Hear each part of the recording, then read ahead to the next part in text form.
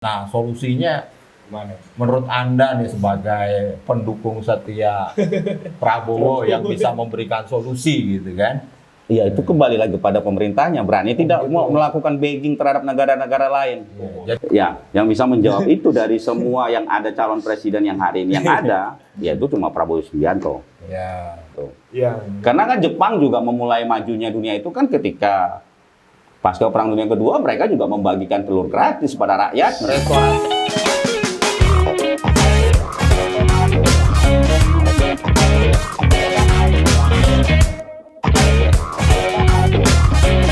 Sahabat Sindikat Politik, jumpa lagi dengan saya Bowo dalam program kesayangan Anda di Sindikat Politik. Bersama saya nih sudah ada yang baru host kita, mungkin baru training. Sebutin dulu namanya. Nama saya Riko, Bang. Riko Marbun? Enggak lah, Huta Galung, Bang. Oh, kirain Riko Marbun, yang jelas dong. Gitu. Siapa? Iya. Ya, dengan Riko Hutagalung. Ya, ini siapanya Nadia Hutagalung? Mungkin Bukan ya? bukan tapi Oh. dari jauh lah. Oke. Dari nenek moyang mungkin banget. Siap. Sahabat Sindikat Politik, narasumber kita kali ini bukan kaleng-kaleng. Beliau adalah aktivis pergerakan 98. Kampusnya di kampus yang berjulukan Peyem, ya, Bandung. Ya. Bukan Peyempuan ya. Oke. Peyem Bandung, Unpad. Ya.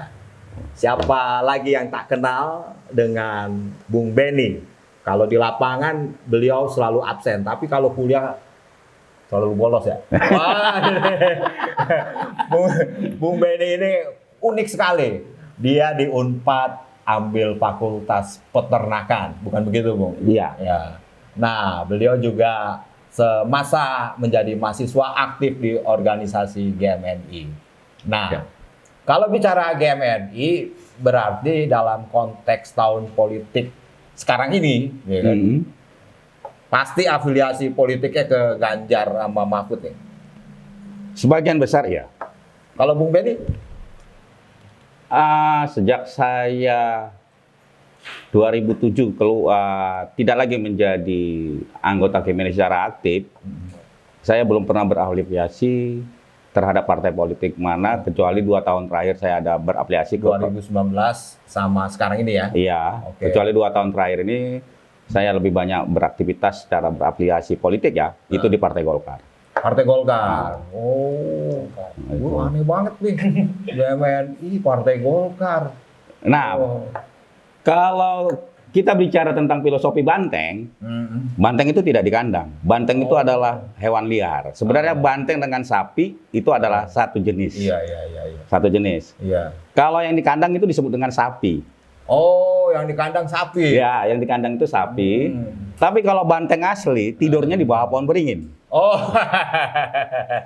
ngadem ya. Nah, Ngadem. tidurnya dia selalu bernaung di bawah pohon beringin. Pohon Itu banteng beringin. yang asli. Oh, itu yang asli. Kalau banteng yang ada di kandang, itu adalah sapi yang siap untuk dipotong. Filosofis banget ini. Itu. Oh, kenapa masuk Golkar itu ternyata ini berbeda dengan yang lain ini. Ini anti mainstream ini.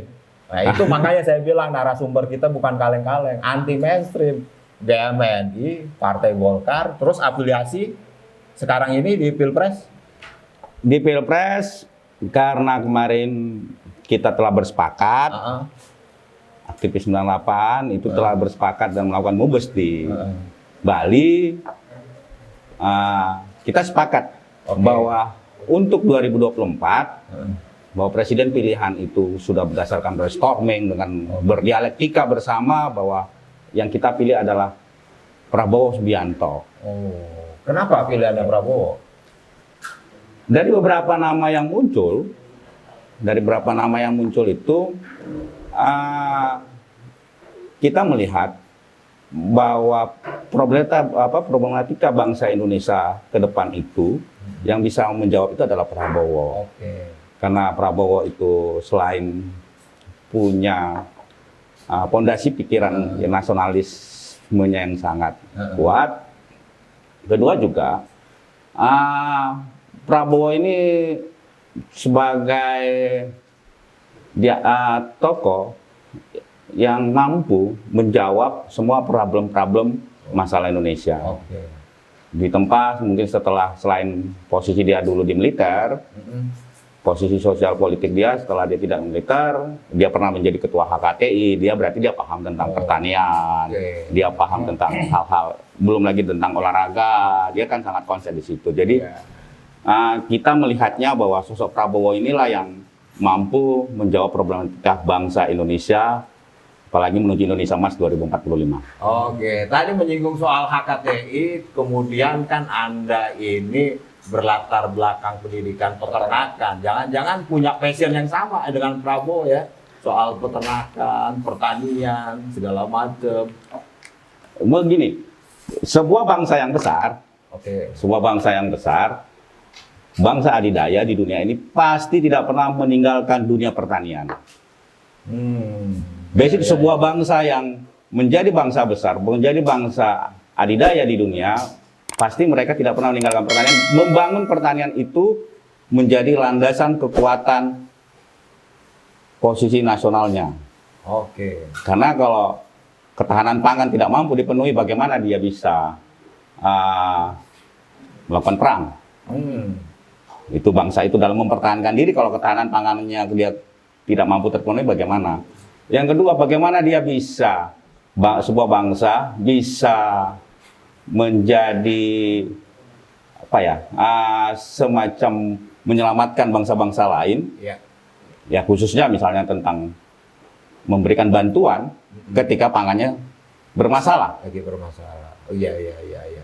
Kan ini menjadi problematika ketika kita mau bercita-cita menjadi bangsa besar, tapi kita meninggalkan dunia pertanian. Oke. Kecuali kalau kita negaranya negara kota. Ya seperti Singapura kan itu memang negara kota, mereka tidak fokus di situ, itu tidak masalah. Karena mereka juga tidak mungkin bercita-cita menjadi negara adikuasa atau adidaya di dunia ini. Nah, tadi kan aku menyinggung masalah ketahanan pangan juga. Kan dari dulu kan sudah ada nih ketahanan pangan, dari zaman Orde Baru lah. Zaman Soeharto kan udah dibuat ketahanan pangan, Swasembada pangan. Terus Tahun 83 ya. Tahun 83 itu kan. Ya. 83, terus bulan lagi di zaman SBY. SBY dan sekarang Jokowi juga mulai lagi. Tapi dilihat Bang bahwa banyak mengatakan bahwa tuh menilai program-program ketahanan pangan ini selalu gagal nih Bang. Bahkan dari kelompok lingkungan hidup pun menuduh ini malah jadi pengerusakan lingkungan hidup Bang. Nah, menurut Abang gimana sih itu Bang? Kenapa Itu jadi sih? kamuflase aja untuk melegalkan pembalakan gitu ya. Iya. Nah, itu gimana Bang? Sebagai apa tadi pertanian, peternakan. Ya food estate itu. Food ya. estate. Food gitu ya. estate juga, Bang. Ya kalau saya secara melihatnya itu lebih banyak pada lip service ya. Karena kita bicara tentang bagaimana membangun dunia pertanian, kita tidak cukup bilang bahwa kita mau ekspansi lahan pertanian melalui food estate atau membuat pertanian integral dan segala macamnya. Dunia pertanian itu kalau bisa di list ya sekarang, artinya penurunan tenaga kerja di dunia pertanian kan juga sangat tajam. Sangat signifikan. Sangat signifikan, artinya bagaimana golongan-golongan muda yang terpelajar aja tidak melirik lagi dunia pertanian sebagai Nggak seksi lah nggak ya. seksi Iya, untuk bekerja di dunia itu. Memilih jadi ojek online. Itu. Daripada naik macul-macul sawah Bang. Nah, problematikanya kan salah satu adalah pemerintah kan tidak pernah menghitung berapa nilai break even point-nya atau harga pokok HPP-nya itu sebuah produksi itu kan tidak pernah dihitung dengan berapa yang dia dapat kembali.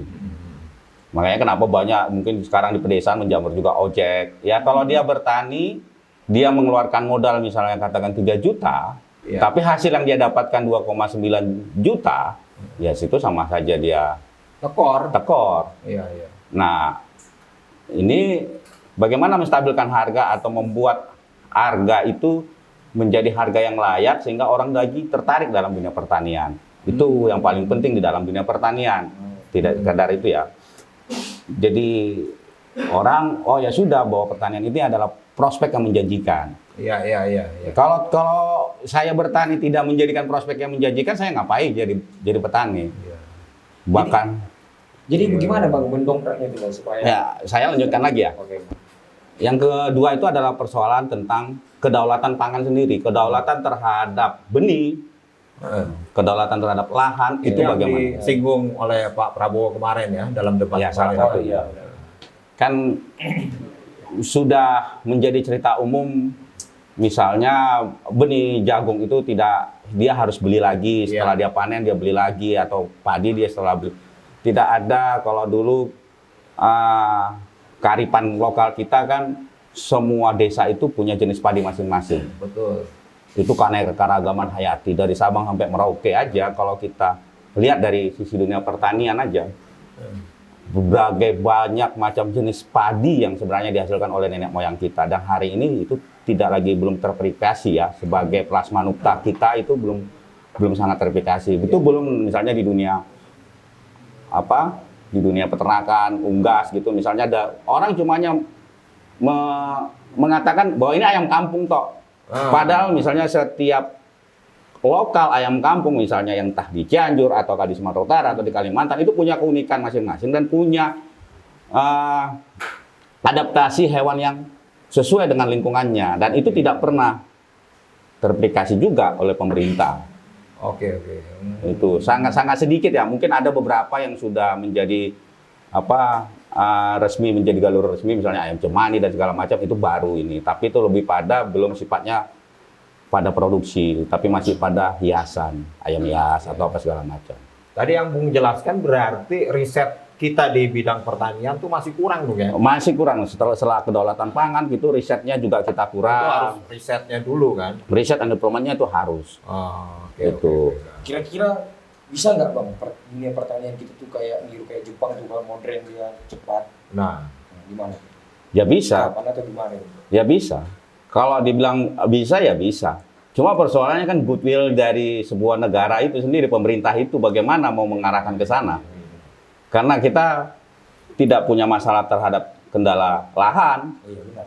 kendala iklim. Iya. Kalau negara-negara lain kan masih ada punya kendala terhadap lahan, kendala terhadap iklim yang mereka harus memanipulasi itu. iya. Kalau kita tinggal melihat titik-titik spotnya yang di manakah yang benih ini atau tanaman ini bagus atau ternak ini bagus dipelihara. Tinggal melihat aja, tapi kendala itu kita tidak punya lah sebagai itu karunia ilahi kepada bangsa Indonesia gitu. Oh iya.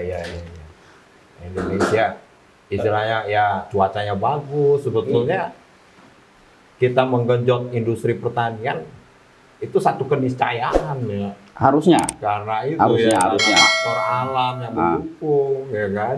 Segala macam, tanahnya subur gitu kan. Tapi pernah nggak sih kita Bang Indonesia itu semenjak berdiri Bang ya menjadi eksportir pertanian gitu Bang, dunia pertanian gitu, kayak misal beras Ya pernah lah tahun 83 itu. Bang, susu minyak pangan Iya. Ya beberapa produk iya, Iya. berapa produk misalnya sawit, Iya. ya kan, kopra, kelapa, ya itu kan kita Nah, ekspor. kalau bicara soal sawit ya, kita ini kan lahannya sangat luas gitu kan. Itu, ya. Nah, tapi bargain kita lemah tuh, diatur sama Eropa gitu. Nah, solusinya Gimana? menurut Anda nih sebagai pendukung setia Prabowo yang bisa memberikan solusi gitu kan?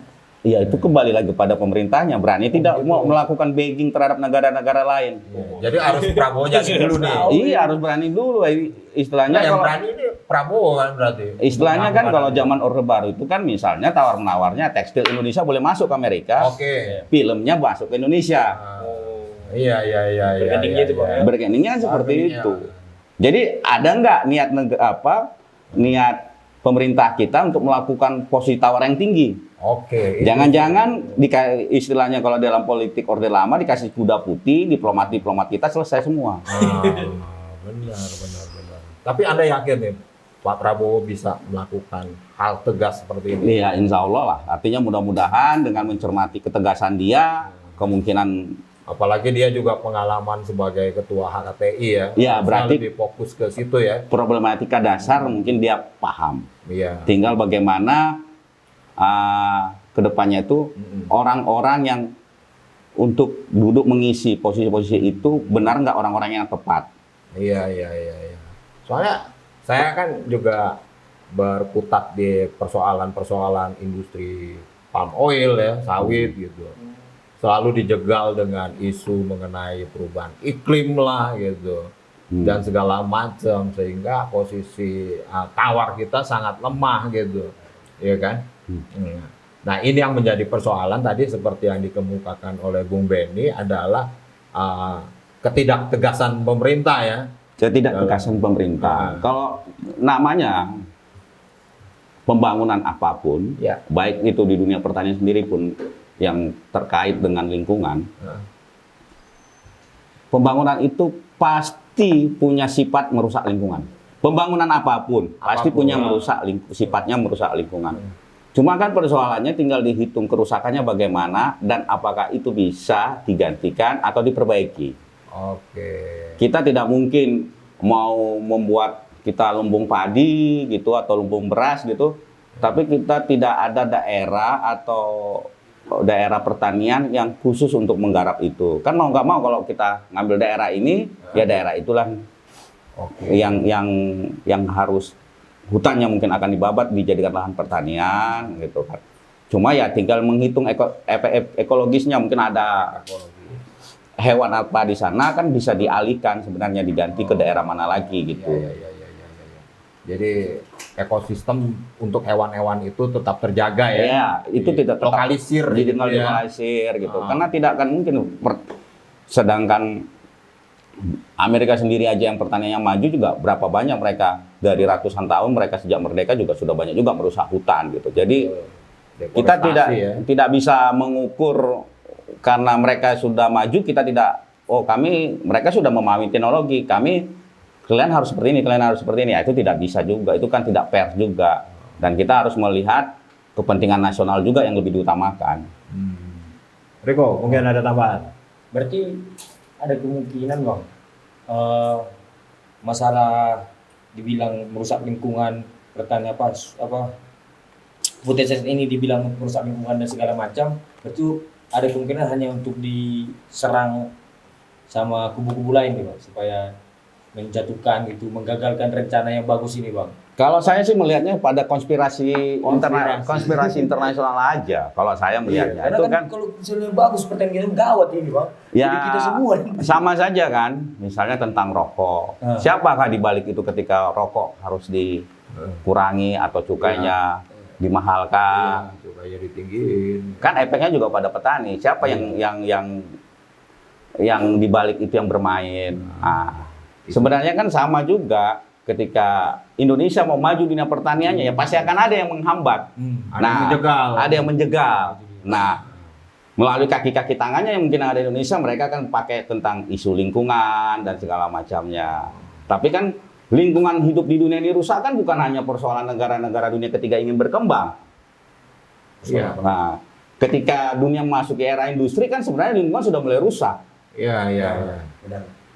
Nah, ini kan tidak bisa dilihat sepintas ini kalian yang akan merusak dunia. Ya, enggak, mereka duluan sudah merusak dunia. Jangan dilihat ini dengan kacamata kuda. Jangan dilihat dengan kacamata kuda. Sedangkan kita bangsa ingin mandiri, ingin berdikari. Iya. Masa kita hanya ingin supaya rakyat kita makan, kita tidak hanya karena persoalan lingkungan, kita tidak melakukan apa-apa, kita harus impor. Kalau ngomong berdikari, ini GMN itu land. Ini Soekarnois nih, berdikari di bidang ekonomi, ya kan? Iya Bang. Ini wah menarik ini. Jadi kita itu juga negara harus kuat, pemerintah harus negara harus kuat. Jadi ya prinsip yang namanya kalau dibilang zamannya misalnya Soekarno itu berdaulat di dalam bidang politik, berkebudayaan, berkepribadian itu terus ekonomi berdikari dalam ekonomi negara ya harus seperti itu. Berarti bisa jadi Prabowo juga kayaknya Gemini juga nih Bang kayaknya. Sering nongkrong sama Gemini kayaknya. Gini. Ya kan? Dia pengen buat apa tadi food estate segala macam. GMNI cabang Akmil mah. Tapi aku juga pernah baca juga kan ada buku dari yang itu Prabowo sampai Bersatu Bangsa itu Bang ya. Dia kata di buku itu Prabowo sering nongkrong nih sama Suwoki katanya. Apa dari situ dia dapat itu Bang? Masukan-masukan tentang Insight-nya ya. Iya, insight tentang sosialisme gitu. Orang menjadi nasionalis kan tidak mesti harus menjadi Gemini juga. Tapi kan dia kan menjawab problematika dasar tentang saya ada di sini untuk apa sih? Saya dilahirkan di Indonesia, berarti kan secara tugas ilahi kita kan berarti bagaimana kita memajukan bangsa Indonesia. Betul. Kan seperti itu. Kita tidak bisa melihat ya semua. Jadi begini. Semenjak sebenarnya Indonesia merdeka 1945, semua orang itu sebenarnya sudah nasionalis. Sudah cinta pada Indonesia. Dia sudah akan berbicara bagaimana wilayah Indonesia ini untuk maju. Bagaimana wilayah Indonesia ini, bangsa Indonesia ini bisa tampil di dunia. Ya. Dia tidak ini lagi. Jadi ada itu juga salah persepsi juga ketika orang menjadi nasionalis harus masuk dari organisasi-organisasi nasionalis ya tidak. Bisa juga menjadi buruh ya. Menjadi buruh seperti apa? Buruh kecap nasional. Nasionalis loh. Merek. Merek. Iya. Tapi berarti pembahasan soal tentang visi-visi Prabowo tentang food estate itu udah dibahas di Jarnas itu, Pak? Atau gimana? Ya dibahas secara ini ya dibahas, tapi secara komprehensif ya belum lah. Artinya bagaimana ininya itu kan kita butuh pematangan ya, karena kan tidak bisa juga secara sepintas-sepintas karena kita butuh data yang global, data yang besar untuk bagaimana kita bisa memajukan dunia pertanian Indonesia ya. Karena kan kita masih melihat dari gambaran makronya aja bahwa ada trouble di Republik Indonesia ini tentang dunia pertanian dan ya siapa yang bisa menjawab itu. Oke. Maksudnya itu hanya siapa? Ya, yang bisa menjawab itu dari semua yang ada calon presiden yang hari ini yang ada, yaitu cuma Prabowo Subianto. Ya, betul. Dan dia juga paling berani kalau dia bilang ke masalah konspirasi global tadi, mungkin dia doang gitu, Bang. Karena kan dari dulu dia memang tegas kan katanya, tegas.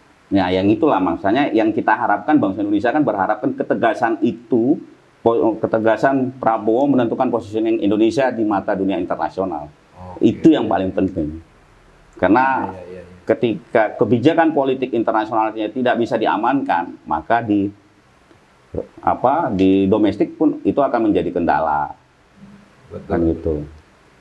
Jadi kalau aku bisa mendefinisikan program unggulannya Prabowo yakni makan siang gratis itu sebetulnya sinyalemen untuk membangun kedaulatan pangan ya.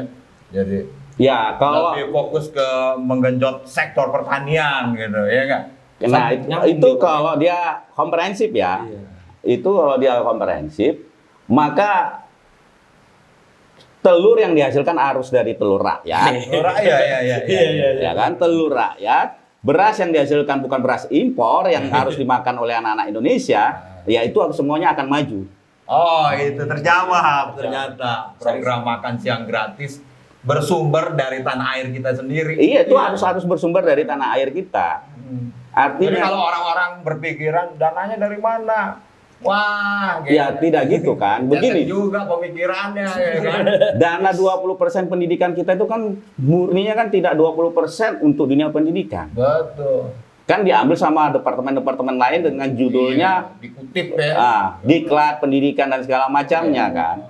Padahal kan ya khusus aja bagaimana dunia pendidikan kita, dunia pendidikan kita itu mengambil dana 20% itu bisa berefek kepada industri-industri lain. Misalnya saja kan bisa saja kalau selain makan minum gratis nanti diadakan di sekolah gitu ya kan. Bisa juga misalnya gampang pensilnya gitu. Alat tulis disediakan juga oleh pemerintah. Ya. Jadi ya biar aja fokus siswa yang ada di Indonesia itu ya belajar saja gitu. Ya. Karena kan Jepang juga memulai majunya dunia itu kan ketika pasca Perang Dunia Kedua mereka juga membagikan telur gratis pada rakyat. Restorasi Meiji itu ya. Perdana Menteri Meiji itu. Betul. Ya. Kaisar Meiji. Ya. Itu seperti itu ininya. Iya, masuk akal jadinya.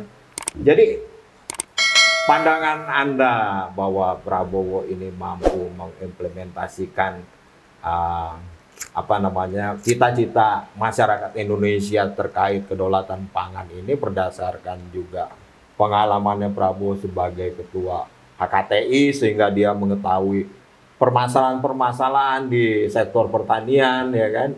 Terus kedua juga karena basicnya adalah militer, dia sangat tegas, ya kan, dalam mengimplementasikan kebijakan-kebijakan yang konkret gitu loh. Ya nggak bisa dikompromikan lagi gitu kan. Iya. Nah itu. Jadi ini pilihan Anda ini sangat objektif berarti ya terhadap Prabowo ya berarti.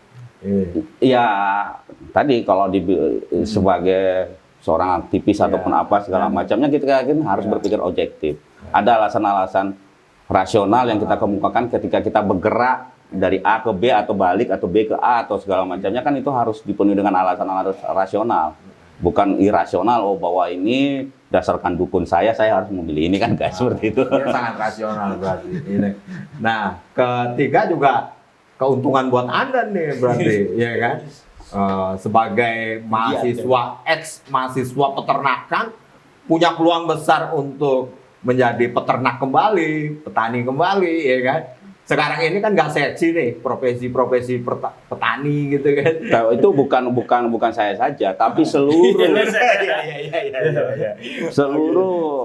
Ya Anda satu di antaranya lah. Alumni sarjana pertanian ataupun yang sekarang lagi menempuh pendidikan pertanian, ini menjadi ruang ya, bagi mereka bahwa saya setelah tamat ini bisa mengabdikan ilmu saya di dalam dunia pertanian untuk kemajuan Indonesia. Oke. Nyambung sama yang tadi, Bang, kan itu risetnya masih mendalam ini soal pembangunan food estate ini biar lebih bagus lagi kan, untuk menuju kepada pertanian yang lebih modern. Ya. Kalau riset-riset itu kan sebenarnya kan berapa banyak sebenarnya skripsi mahasiswa atau alumnus itu atau disertasi itu. Ya saya kira itu aja mungkin dikumpulkan dulu, diambil sebelum melakukan riset yang lebih besar lagi. Itu kan sangat punya dampak dalam merumuskan program pertanian Indonesia. Iya. Oke, sahabat Sindikat Politik. Tadi sudah kita dengarkan penjelasan dari Bung Benny, seorang alumnus sarjana peternakan yang lebih konkret dalam bicara soal kedaulatan pangan. Jadi kalau banyak publik yang sekarang ini bertanya-tanya mengenai programnya Prabowo Gibran terkait program makan siang gratis, tadi sebetulnya sudah terjawab oleh Bung Benny. Jadi fokus utamanya adalah menggenjot sektor pertanian. Ya kan? Terus peternakan juga supaya tadi mengenai keberhasilan Jepang ketika dibombardir oleh Amerika dan sekutunya, sebetulnya sederhana, ya kan, untuk menyelamatkan generasi muda, yakni memberikan telur. Itu namanya program restorasi Meiji. Bukan restorasi Meiji. Restorasi Meiji itu pasca Shogun itu. Pasca Shogun. Pasca. Ya. Nah, itu menarik tadi. Jadi kalau kawan-kawan melihat program makan siang gratis ini absurd, wah salah kaprah kawan-kawan. Ya, ini adalah satu keniscayaan. Ya. Yang pertama, pemimpin itu harus punya integritas, komitmen yang kuat dan tegas. Dan itu kalau katanya Bung Benny ada di sosok Prabowo. Nah, semoga saja di 2024 nanti di Pesta Demokrasi, Prabowo bisa terpilih menjadi pemimpin dan mampu mengimplementasikan komitmen-komitmennya di depan 260 juta apa 80 juta nih? Ya sekitar situ. Segitu deh. Soalnya saya juga nggak update lagi di bidan-bidan maupun klinik-klinik kandungan gitu. Berapa bayi yang lahir ya. Artinya sekitar 260 jutaan lah gitu kan. Nah, demikian program acara Sindikat Politik dan kita akan berjumpa kembali di dalam episode selanjutnya dengan tema-tema yang sangat-sangat mengasihkan. Salam Sindikat Politik. Salam Sindikat Politik.